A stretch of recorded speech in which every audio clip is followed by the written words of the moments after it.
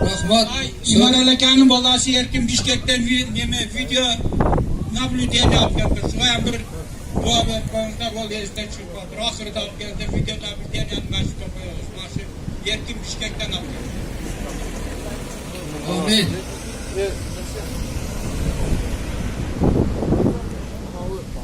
Bu cemaat ana bugünkü günde üstün yeğengir ortundu. Meseleni işe aşırıp şu meşgulü bitirdik. Ana sevk gelip alıp gidiyoruz.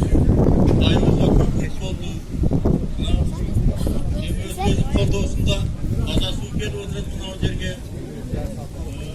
Neyseler vardığını yergende Allah'ın yolda verdi. Allah ondan razı olsun.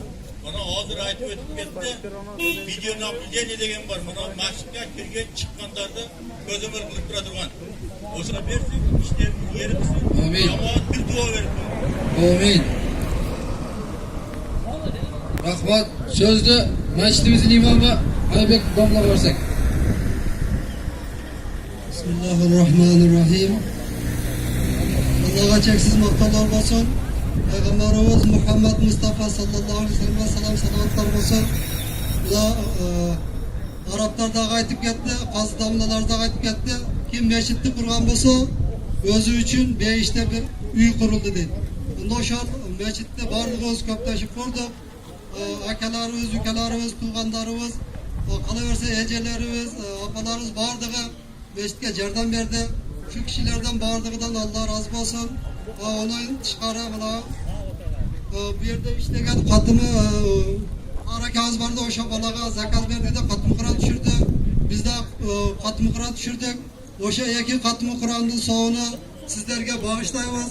Sizler kalasanız, kalagan adamlarınızlara bağışlayınızlar. Kıyamatta peygamber şefaatlerden nasip etsin. Bu dünya ahirette baktılılığını vardığınızga nasip edip cemaatimiz köp buluversin.